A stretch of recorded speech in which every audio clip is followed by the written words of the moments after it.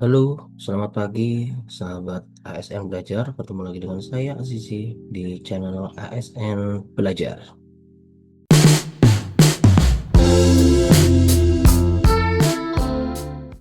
Baik, pada sesi kali ini kita akan kembali melanjutkan lagi ya eh, tentang PMK nomor 62 tahun 2023, Junto PMK 107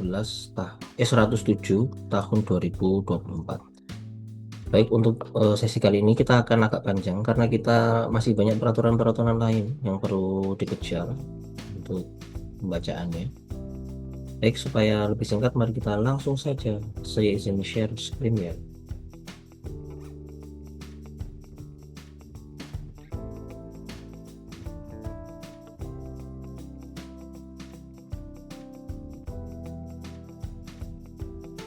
Baik, di terakhir kemarin sesi kemarin kita sampai di pasal 40. Untuk kali ini kita akan melanjutkan ke pasal 41.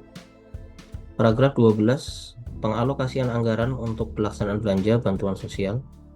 Pasal 41, pengalokasian anggaran untuk pelaksanaan belanja bantuan sosial sebagaimana dimaksud dalam pasal 14 huruf C angka 3 diberikan kepada masyarakat miskin atau tidak mampu untuk melindungi masyarakat dari kemungkinan terjadinya risiko sosial, meningkatkan kemampuan ekonomi, dan atau kesejahteraan masyarakat. Pasal 42 ayat 1, pengalokasian belanja bantuan sosial dilakukan oleh kementerian atau lembaga yang berdasarkan ketentuan peraturan perundang-undangan mempunyai tugas dan fungsi melaksanakan program perlindungan sosial, rehabilitasi sosial, jaminan sosial, pemberdayaan sosial, penanggulangan kemiskinan dan pelayanan dasar, dan penanggulangan bencana. Ayat 2, besaran alokasi belanja bantuan sosial ditentukan berdasarkan target atau sasaran dan besaran bantuan per target atau sasaran. Ayat 3, biaya penyaluran bantuan sosial dialokasikan secara efektif dan efisien dalam mempertimbangkan A. Besaran alokasi belanja bantuan sosial, B. Jangka waktu penyaluran, C. Jumlah penerima bantuan sosial, dan D. Sebaran wilayah penerima bantuan sosial. Pasal 43 ayat 1, anggaran belanja bantuan sosial disusun oleh kementerian atau lembaga dengan memperhatikan A. Tujuan penggunaan bantuan sosial yang menjadi target kinerja kementerian atau lembaga, B. Pemberi bantuan sosial, C. Penerima bantuan sosial, dan D. Bentuk bantuan sosial yang disalurkan. Ayat 2, tujuan penggunaan bantuan sosial sebagaimana dimaksud pada ayat 1 huruf A meliputi A. Perlindungan sosial yang bertujuan untuk mencegah dan menangani risiko dari guncangan kerentanan sosial seseorang, keluarga, kelompok, dan atau masyarakat agar kelangsungan hidupnya dapat dipenuhi sesuai kebutuhan dasar minimal. B. Rehabilitasi sosial yang bertujuan untuk memulihkan dan mengembangkan kemampuan seseorang yang mengalami disfungsi sosial agar dapat melaksanakan fungsi sosialnya secara wajar. C. Jaminan sosial yang merupakan skema yang melembaga untuk menjamin seluruh rakyat agar dapat memenuhi kebutuhan dasar hidupnya yang layak. D. Pemberdayaan sosial yang merupakan semua upaya yang diarahkan untuk menjadikan warga negara yang mengalami masalah sosial mempunyai daya sehingga mampu memenuhi kebutuhan dasarnya. E. Penanggulangan kemiskinan yang merupakan kebijakan, program, dan kegiatan yang dilakukan terhadap orang, keluarga, kelompok, dan atau masyarakat yang tidak mempunyai atau mempunyai sumber mata pencaharian dan tidak dapat memenuhi kebutuhan yang layak bagi kemanusiaan, dan atau F. Penanggulangan bencana yang merupakan serangkaian upaya yang meliputi penetapan kebijakan pembangunan yang berisiko timbulnya bencana, kegiatan pencegahan bencana, tanggap darurat, dan rehabilitasi. Ayat 3, pemberi bantuan sosial sebagaimana dimaksud pada ayat 1 huruf B merupakan kementerian atau lembaga sebagaimana dimaksud dalam pasal 42 ayat 1. Ayat 4, penerima bantuan sosial sebagaimana dimaksud pada ayat 1 huruf C adalah perorangan, keluarga, kelompok, masyarakat miskin, tidak mampu, dan atau yang mengalami keadaan yang tidak stabil sebagai akibat dari situasi krisis sosial, ekonomi, politik, bencana, dan atau fenomena alam agar dapat memenuhi kebutuhan hidup minimum. Ayat 5. Bentuk bantuan sosial yang disalurkan sebagaimana dimaksud pada ayat 1 huruf D terdiri atas A. Uang, B. Barang, dan atau C. Jasa. Ayat 6. Pemberian bantuan sosial dapat dilakukan melalui lembaga non-pemerintah di bidang pendidikan, kesehatan, keagamaan, dan bidang lain yang berperan untuk melindungi perorangan, keluarga, kelompok, masyarakat miskin, tidak mampu, dan atau yang mengalami keadaan yang tidak stabil sebagai akibat dari situasi krisis sosial, ekonomi, politik, bencana, dan atau fenomena alam agar dapat memenuhi kebutuhan hidup minimum. 7. Belanja bantuan sosial yang diberikan oleh pemberi bantuan sosial sebagaimana dimaksud pada ayat 3 kepada penerima bantuan sosial sebagaimana dimaksud pada ayat 4 tidak untuk A. dikembalikan kepada pemberi bantuan sosial atau B. diambil hasilnya oleh pemberi bantuan sosial. Paragraf 13. Pengalokasian anggaran untuk pelaksanaan kontrak tahun jamak. Pasal 44 ayat 1. Pengalokasian anggaran untuk pelaksanaan kontrak tahun jamak sebagaimana dimaksud dalam pasal 14 huruf C angka 4 dapat dilakukan untuk pekerjaan yang A. penyelesaiannya lebih dari 12 bulan atau lebih dari 1 tahun anggaran, atau B. memberikan manfaat lebih apabila dikontrakkan untuk jangka waktu lebih dari 1 tahun anggaran dan paling lama 3 tahun anggaran. Ayat 2.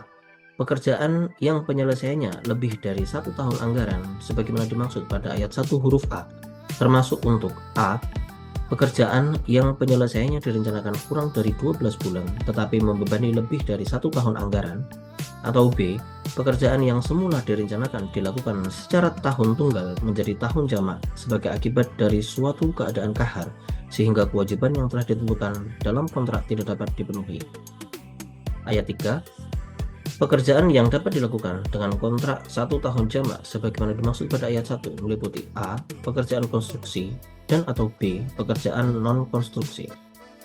Pasal 45 ayat 1. Kontrak tahun jamak sebagaimana dimaksud dalam pasal 44 ayat 1 dilakukan setelah mendapat persetujuan dari A. Menteri atau pimpinan lembaga atau PA bersangkutan, atau B. Menteri Keuangan. Ayat 2.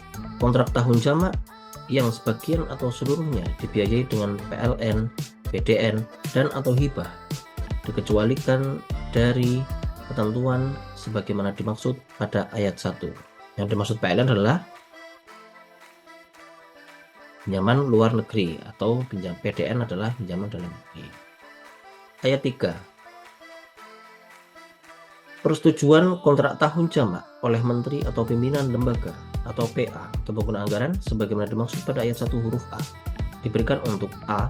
pekerjaan konstruksi dengan nilai sampai dengan 200 miliar rupiah, atau B. pekerjaan non-konstruksi dengan nilai sampai dengan 20 miliar rupiah. Ayat 4. Persetujuan kontrak tahun jamak oleh Menteri Keuangan sebagaimana dimaksud pada ayat 1 huruf B diberikan untuk A. pekerjaan konstruksi dengan nilai di atas 200 miliar rupiah, B. pekerjaan non-konstruksi dengan nilai di atas 20 miliar rupiah, C. kontrak tahun jamak yang dibiayai dengan SPSN termasuk untuk lanjutan kegiatan di tahun berikutnya dan rekomposisi pendanaan antar tahun.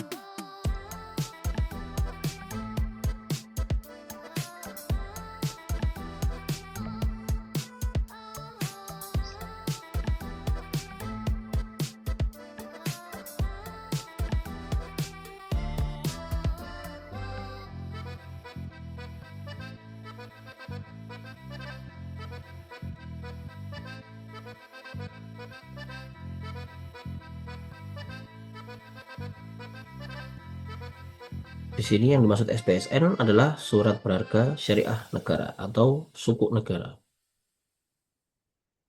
Di dalam ketentuan lain, jika teman-teman sahabat sudah tahu, itu biasanya nanti akan dibahas terkait dengan green financing. Itu sudah ada di situ. Ayat 5, dalam hal pekerjaan yang direncanakan dengan mekanisme kontrak tahun jamak, belum diajukan persetujuannya kepada menteri atau pimpinan lembaga atau PA atau menteri keuangan. Nilai pekerjaan tahun yang direncanakan dan rincian alokasi perakiraan maju sesuai perkiraan masa penyelesaian pekerjaan harus dicantumkan dalam RKA KM. Rencana rincian kerja anggaran Kementerian Lembaga, rencana kerja anggaran Kementerian Lembaga. Ayat 6, ketentuan mengenai mekanisme persetujuan kontrak tahun jamak mengacu pada Peraturan Menteri Keuangan mengenai kontrak tahun jamak.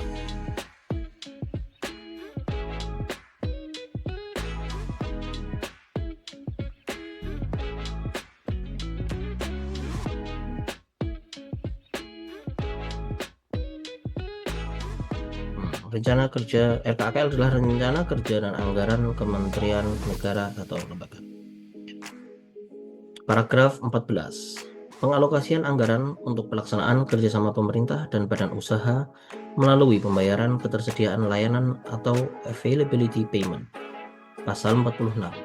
Ayat 1. Pengalokasian anggaran untuk pelaksanaan kerjasama pemerintah dan badan usaha melalui pembayaran ketersediaan layanan atau availability payment sebagaimana dimaksud dalam pasal 14 huruf C angka 5 hanya dapat dialokasikan untuk kegiatan atau proyek pembangunan infrastruktur yang telah disepakati oleh Menteri atau pimpinan lembaga dan Menteri Keuangan CEKI, Direktur Jenderal Anggaran, dan Direktur Jenderal Pengelolaan Pembiayaan dan Risiko berdasarkan surat konfirmasi final. Ayat 2. Pengalokasian anggaran dengan skema kerjasama pemerintah dan badan usaha melalui pembayaran ketersediaan layanan atau availability payment berupa dana pembayaran atas ketersediaan layanan dari kegiatan atau proyek pembangunan infrastruktur sebagaimana dimaksud pada ayat 1 dialokasikan setelah layanan tersebut tersedia dan dijalankan. Ayat 3. Alokasi anggaran kerjasama pemerintah dan badan usaha melalui pembayaran ketersediaan layanan atau availability payment sebagaimana dimaksud pada ayat 2 dituangkan dalam RKA disertai dengan perakiraan maju. Ayat 4. Menteri atau pimpinan lembaga harus memastikan kesinambungan pembayaran atas ketersediaan layanan pada kegiatan atau proyek kerjasama pemerintah dan badan usaha melalui pembayaran ketersediaan layanan atau availability payment tersebut dengan mengalokasikan anggaran setiap tahun selama masa penyediaan layanan sesuai dengan ketentuan peraturan perundang-undangan. Bagian ketiga, standar biaya. Paragraf 1 umum, pasal 47 ayat 1. Standar biaya yang digunakan dalam menyusun RKA sebagaimana dimaksud dalam pasal 2 ayat 3 huruf B terdiri atas SPM, SPK, dan SSP. SPM adalah standar biaya masukan, sedangkan SPK adalah standar biaya keluaran. Untuk SSP adalah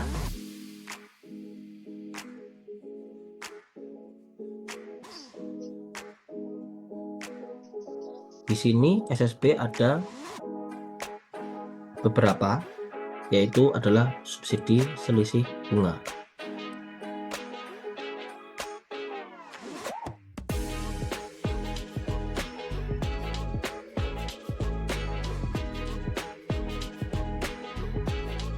Sedangkan di tempat yang lain terkait dengan RKAKL, SSB yang dimaksud adalah standar struktur biaya. Ayat 2. Dalam rangka penyusunan RKA PU, standar biaya dapat digunakan untuk kebutuhan tertentu sesuai dengan karakteristik BA PU atau berita acara bendahara umum negara. Ayat 3. Standar biaya sebagaimana dimaksud pada ayat 1 ditetapkan dengan peraturan Menteri Keuangan setelah berkoordinasi dengan kementerian atau lembaga. Ayat 4. Standar biaya berlaku untuk seluruh penyusunan perhitungan biaya yang dananya bersumber dari A. Rupiah murni, B. PNBP atau pendapatan negara bukan perolehan negara bukan pajak, ya.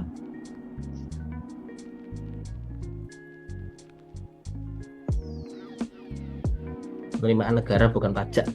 Mohon maaf, yang benar adalah penerimaan negara bukan pajak. C. PNBP, Satker, BLU.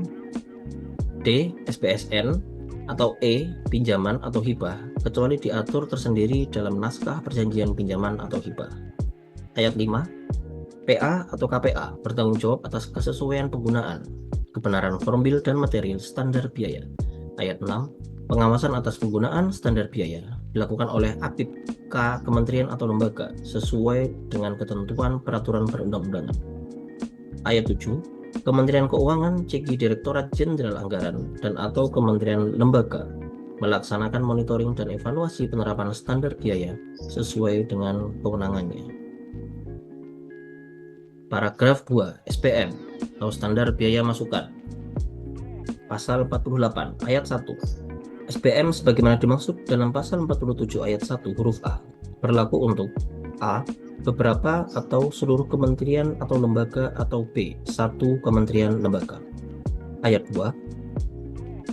SPM yang berlaku untuk satu kementerian lembaga sebagaimana dimaksud pada ayat 1 huruf B dapat ditetapkan oleh Menteri Keuangan atas usulan menteri atau pimpinan lembaga atau pejabat yang berwenang atas nama menteri atau pimpinan lembaga dengan mempertimbangkan A. tuntutan peningkatan kualitas pelayanan publik tertentu, B. adanya kekhususan satuan biaya yang dimiliki oleh kementerian atau lembaga, C. pelaksanaan kegiatan yang dilakukan di daerah terpencil, daerah perbatasan, dan pulau terluar, dan atau D. penyelenggaraan kegiatan perwakilan Republik Indonesia di luar negeri. Ayat 3. SPM meliputi A. satuan biaya honorarium, B. satuan biaya fasilitas, C. satuan biaya perjalanan dinas, D. satuan biaya pemeliharaan,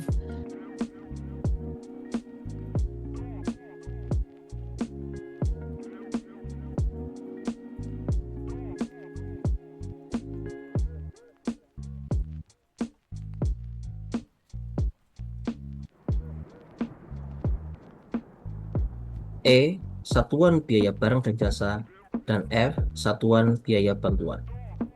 Ayat 4. Penggunaan SPM bersifat A. batas tertinggi, atau B. dapat dilampaui. Ini nanti di SPM tergantung dengan lampirannya ya. Biasanya ada lampiran 1, lampiran 2 yang bersifat batas tertinggi dan juga yang bersifat dapat dilampaui. Ayat 5, sifat batas tertinggi sebagaimana dimaksud pada ayat 4 huruf A merupakan besaran biaya yang tidak dapat dilampaui. Ayat 6, sifat dapat dilampaui sebagaimana dimaksud pada ayat 4 huruf B dapat dilakukan dalam pelaksanaan anggaran dengan mempertimbangkan A. harga pasar, dan B. prinsip ekonomis, efisien, dan efektif. Ayat 7, SPM disusun dengan menggunakan pendekatan A. evaluasi pekerjaan dengan faktor poin atau job evaluation point factor, B. biaya penggantian atau replacement cost, C. pembandingan atau benchmarking, D. penghitungan lembur atau overtime payment, E. survei, dan atau F. pendekatan lainnya sesuai kebutuhan. Pasal 49 ayat 1, satuan biaya selain yang diatur dalam SPM sebagaimana dimaksud dalam pasal 48 ayat 1 dapat menggunakan A. harga pasar, dan B. satuan harga yang ditetapkan oleh menteri atau pimpinan lembaga atau instansi teknis yang berwenang.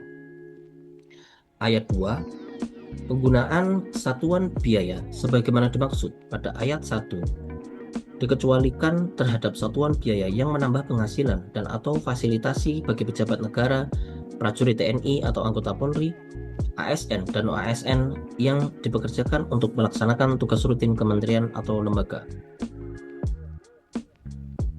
Ayat 3, penggunaan satuan biaya sebagaimana dimaksud pada ayat 1 yang menambah penghasilan dan atau fasilitas sebagaimana dimaksud pada ayat 2 harus mendapat persetujuan Menteri Keuangan. Ayat 4, satuan biaya yang menambah penghasilan dan atau fasilitas sebagaimana dimaksud pada ayat 2 antara lain untuk A.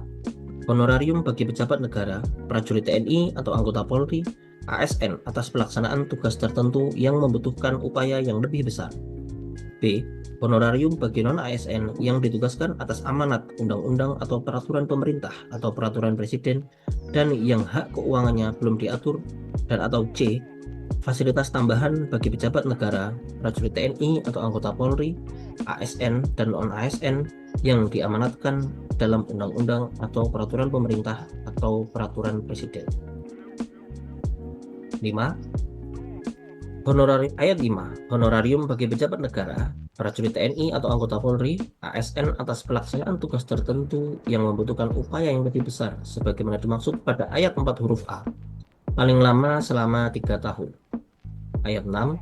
Dalam hal honorarium sebagaimana dimaksud pada ayat 5 telah berlaku selama 3 tahun berturut-turut. Kementerian atau lembaga melakukan evaluasi terhadap urgensi dan efektivitas keberadaan tugas tertentu tersebut untuk dipertimbangkan menjadi tugas dan fungsi suatu unit organisasi. Ayat 7. Satuan biaya sebagaimana dimaksud pada ayat 2 diusulkan menteri atau pimpinan lembaga atau pejabat yang berwenang atas nama menteri atau pimpinan lembaga kepada Menteri Keuangan. Ayat 8. Usulan sebagaimana dimaksud pada ayat 7 disertai kajian yang memuat A. Latar belakang, B. Dasar hukum, C. Relevansi satuan biaya dengan keluaran yang ingin dicapai, D. Waktu penerapan satuan biaya, E. Kepada siapa satuan biaya diterapkan, F. Alasan diperlukan satuan biaya, G. Dasar perhitungan atau justifikasi besaran satuan biaya, H. Dampak anggaran atas penerapan satuan biaya, I. Kesimpulan, dan C. Data dukung. Pasal 50 ayat 1. Dalam rangka penyusunan RPA, pemimpin Satker PLU dapat menetapkan standar biaya yang memenuhi kriteria sebagai berikut.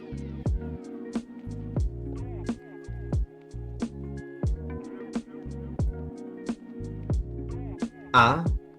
Untuk kegiatan yang sumber dananya berasal dari PNBP Satker PLU. B.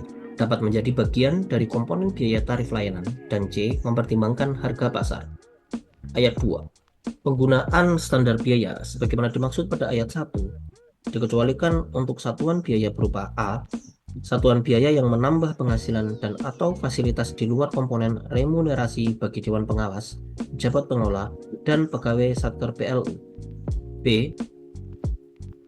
Satuan biaya yang menambah penghasilan dan atau fasilitas bagi ASN yang melaksanakan tugas tambahan pada Satker PLU. Dan C. Satuan biaya perjalanan dinas dalam negeri dan luar negeri.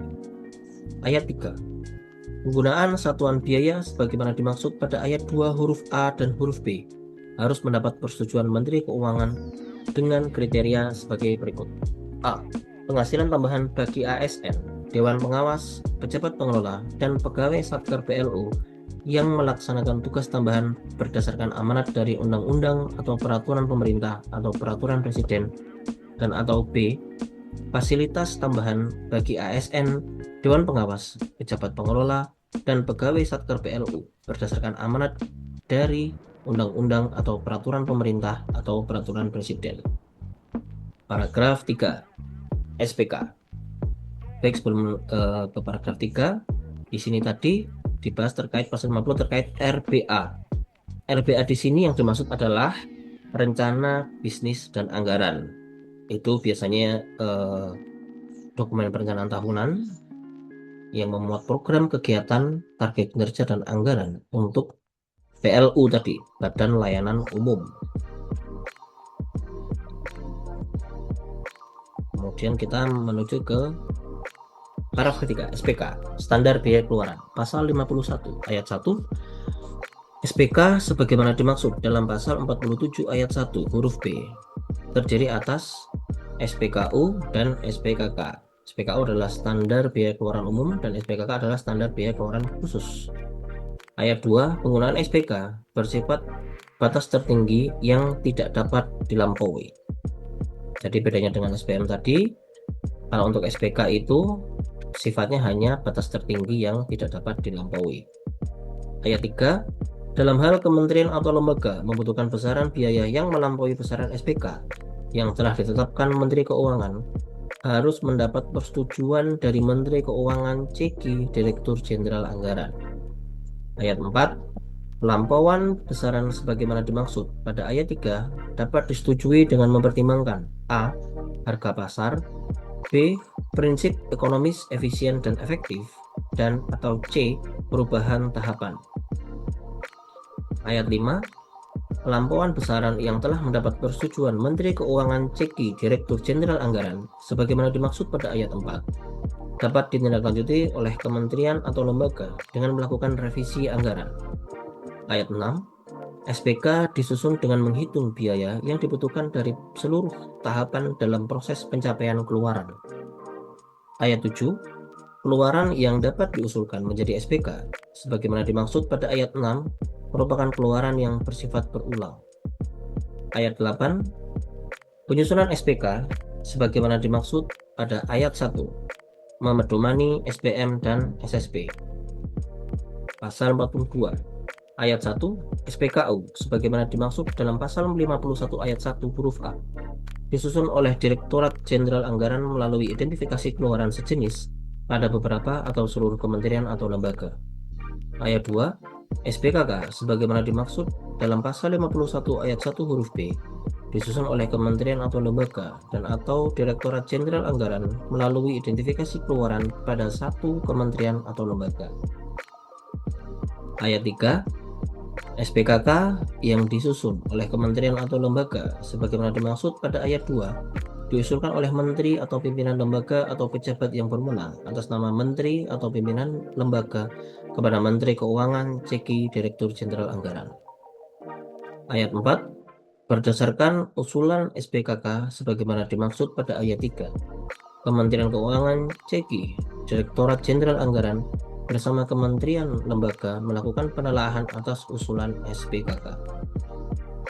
Paragraf 4 SSP Pasal 53 SSP Ayat 1 SSB sebagaimana dimaksud dalam pasal 47 ayat 1 huruf C merupakan batasan besaran atau persentase komposisi biaya yang terdiri atas A. Biaya utama dan B. Biaya pendukung. Ayat 2. Biaya utama sebagaimana dimaksud pada ayat 1 huruf A merupakan biaya yang berpengaruh secara langsung terhadap keluaran. Ayat 3. Biaya pendukung sebagaimana dimaksud pada ayat 1 huruf B merupakan biaya yang tidak berpengaruh secara langsung terhadap keluaran. Ayat 4. SSB sebagaimana dimaksud pada ayat 1 berlaku untuk seluruh kementerian atau lembaga. Baik, sebelum kita menyentuh bab 3, sepertinya kita cukupkan dulu. Baik, untuk selanjutnya di bab 3 kita akan bahas di sesi selanjutnya ya, teman-teman. Kita akan bahas di sesi yang lebih panjang lagi. Di sini menurut saya sudah cukup banyak. Kita cukupkan pembacaan pada sesi kali ini. Baik itu teman-teman sahabat ASN, baik PNS maupun yang P3K. Untuk teman-teman sahabat ASN yang ada di sana, tetap terus belajar apapun kondisinya. Kita tidak tahu masa depan akan seperti apa.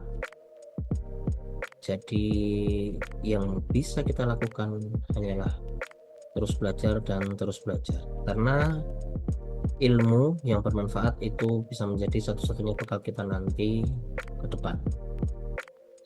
Baik, kurang lebihnya mohon maaf. Terima kasih dan sampai jumpa.